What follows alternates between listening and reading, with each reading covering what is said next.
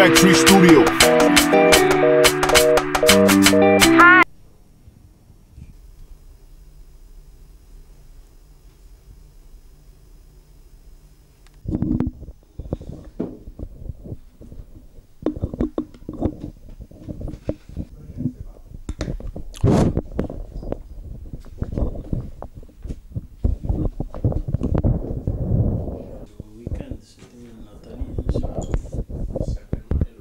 Troisième question, quelles sont les chances que vous donnez au nouveau gouvernement?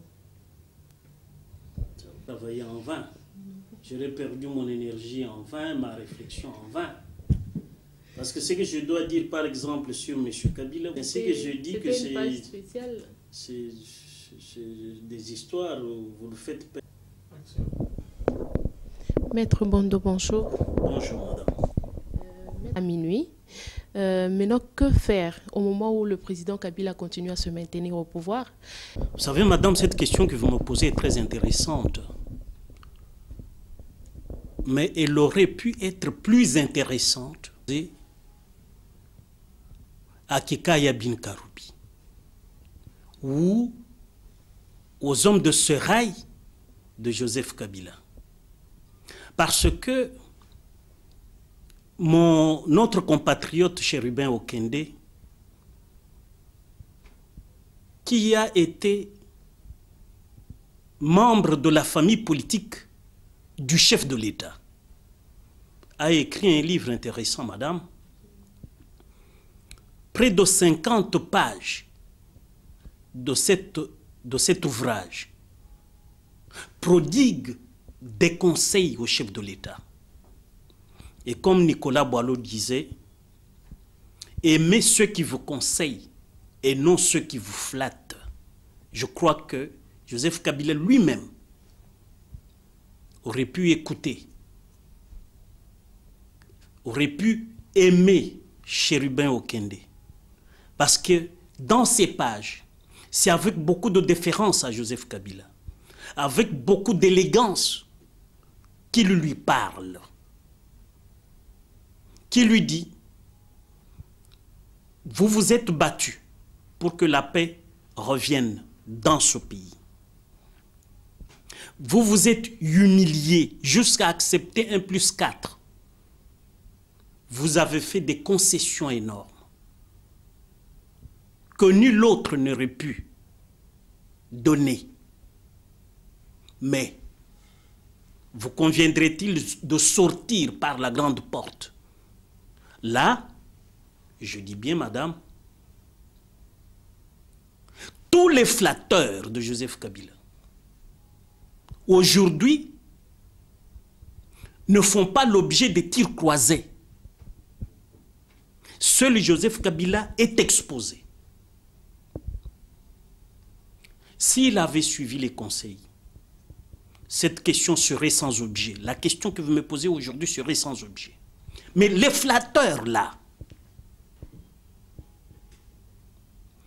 ne sont pas débiteurs de toutes ces violences, ne sont pas comptables de toutes ces violences.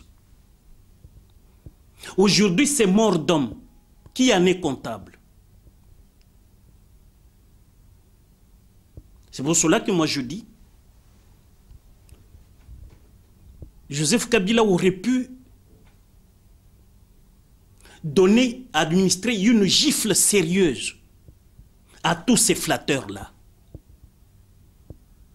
en s'adressant au peuple, à l'occasion, avant la suspension des travaux du centre interdiocésain, pour dire au peuple, moi, Joseph Kabila, j'ai prêté serment d'être le serviteur. C'est le dernier engagement dans son serment, article 74 de la Constitution. D'être le fidèle serviteur du peuple congolais. Le peuple congolais, qui est-il? Ce n'est pas les 300 aventuriers réunis à la cité de l'Union africaine. Ce n'est pas ces 300 mécréants avec à la tête un mercenaire togolais. qui font l'affaire de Joseph Kabila. Ceux qui font l'affaire de Joseph Kabila, c'est ce peuple, cette majorité silencieuse, qui lui dit, nous vous aimons bien, mais défendez et respectez la Constitution. Nous vous assurons, conformément à la Constitution, un siège jusqu'à la fin de votre vie en tant que sénateur à vie. Et maintenant, le peuple, même les médias internationaux, je venais de suivre la revue de presse internationale. C'est Joseph Kabila qui est traité de tous les noms. Est-ce que nous pouvons accepter que notre chef de l'État soit ainsi traité par la presse étrangère? Mais ceux qui le raïcisent là, où est-ce qu'ils sont pour encaisser ces injures, pour encaisser tous ces qualificatifs injurieux sur le fond de l'humiliation de tout un peuple? Donc, à l'autel pratiquement du sacrilège. Moi, je crois que la conscience de Joseph Kabila, aujourd'hui là, est en train de lui dire quelque chose, de lui parler. Voilà ce que je puis donner comme réponse à votre première question. Le mandat est constitutionnellement terminé. Qu'on ne vous parle pas de la fameuse, du fameux arrêt de la Cour constitutionnelle. Est-ce que ces gens qui ont rendu cet arrêt n'ont pas appris en langue française? L'installation et l'élection ont-elles la même signification? L'alinéa 2 de l'article 70 de la Constitution dit « reste en fonction jusqu'à l'installation effective du nouveau président élu ». Maître, c'est la question que je vous ai posée. Que faire maintenant? Ce qu'il faut faire, c'est que Joseph Kabila et Etienne Tshisekedi se rencontrent. Ils vont se dire des vérités. Ce qui est important aujourd'hui, c'est que l'opposition cesse de menacer Joseph Kabila. On ne peut pas solliciter son départ sans casse en le menaçant. La sagesse élémentaire commanderait que l'opposition, toute tendance confondue,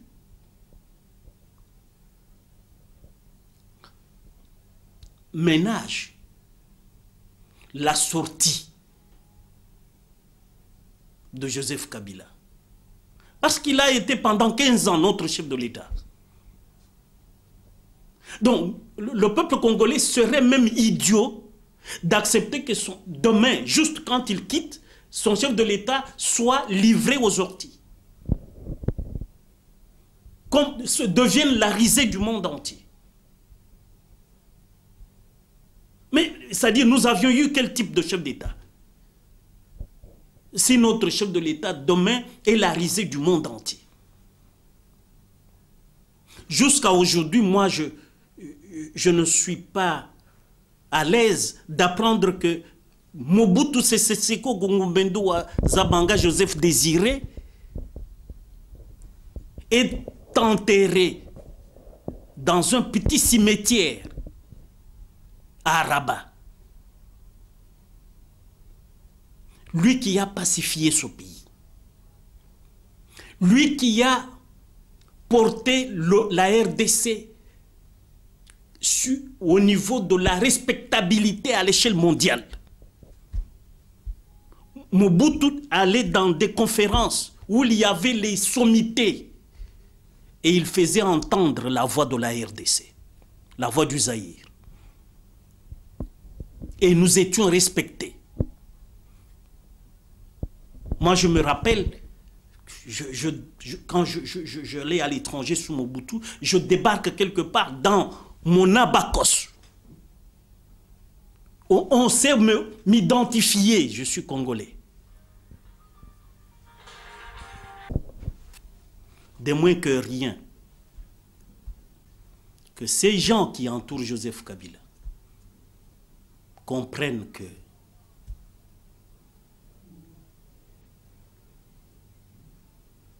il l'expose lui seul, de la même manière que certains flatteurs de Mobutu l'avaient exposé. Et Mobutu a été, au moment où l'on fait les obsèques de Mobutu à Rabat, autour de lui, autour de la tombe, il n'y avait pas plus de 15 flatteurs. Pas plus de 15 flatteurs. Maître Meno, on garde leur importance. C'est pour cela que mon vœu, mon souhait, ma prière, mieux, ma prière, j'espère que Dieu va l'exaucer. La crise qui s'appelle Tshisekedi Kabila ne peut être résolue que si la Senko, exécutant la mission lui confiée par le Saint-Père François,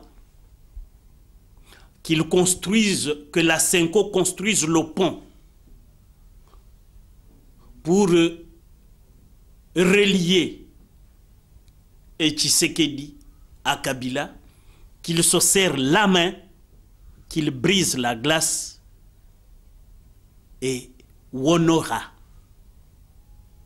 comme d'un seul trait, évacuer la crise. Ce serait une prophétie qui se réaliserait. Parce que, de tout temps, je pense, c'est du vivant de votre confrère Claude Kamang Moutonde, que je lui avais dit en 2012, la crise congolaise sur Biwan, je lui avais dit, la crise congolaise s'appelle Kabila Tshisekedi. Et il faut que les deux là se rencontrent, se parlent franchement. Si Tshisekedi et Kabila se rencontrent, qu'ils se mettent d'accord que Kabila peut rester jusqu'à l'organisation des élections. Même en 2020, ils vont suivre Tshisekedi. Le peuple va croire à Tshisekedi. Mais si lui-même, Joseph Kabila, sort de la rencontre avec Tshisekedi et fait une déclaration solennelle, il dit: je donne à la classe politique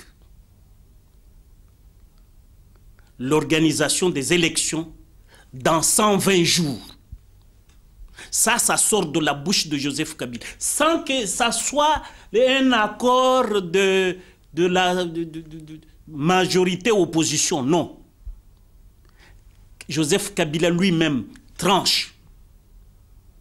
La crise est terminée. Cette crise est entretenue par les flatteurs de tous bords. C'est entretenu. Ils y trouvent leur compte. Aujourd'hui, le fameux gouvernement là, mais c'est plein des trafiquants et des mercenaires qui étaient à l'opposition. Des mercenaires et trafiquants de la majorité qui n'ont aucun sens du devoir et de la redevabilité. Mais les gens sérieux qui pensent Congo, c'est-à-dire la majorité silencieuse, n'est pas dans ce fameux gouvernement qui est même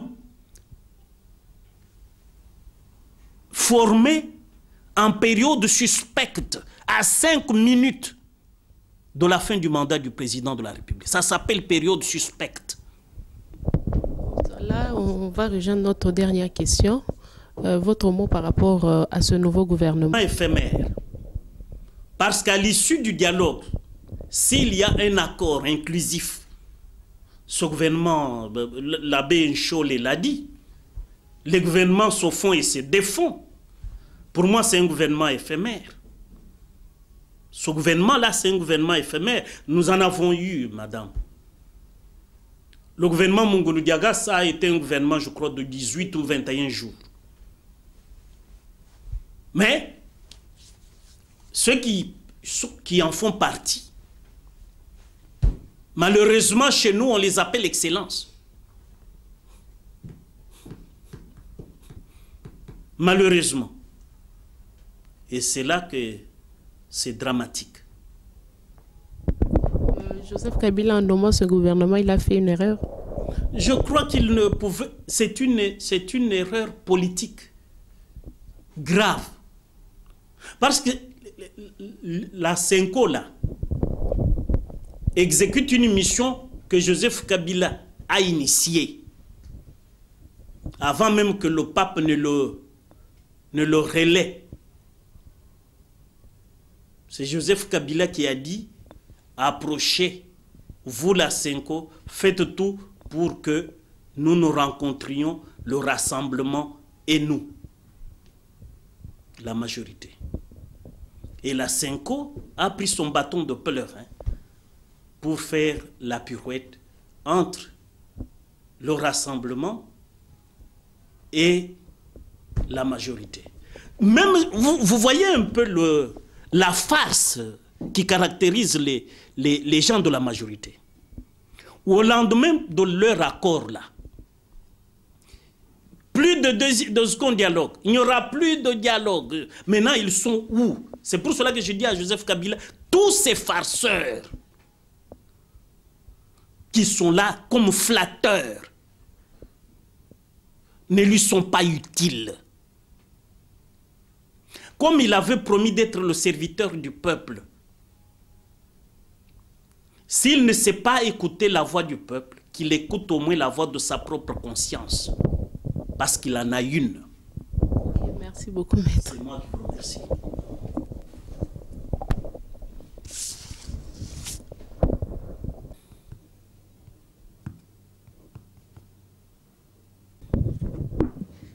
Mais moi, je ne sais pas. Oui. Non, même à Kinshasa, on me dit qu'on est en train de déterrer les rails. Nous sommes ici avec vous. On parle des rails qui sont déterrés là-bas. Donc les gens ne sont pas...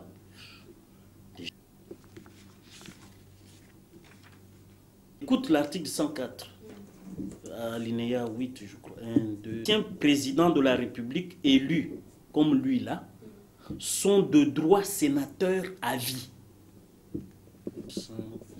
Factory Studio.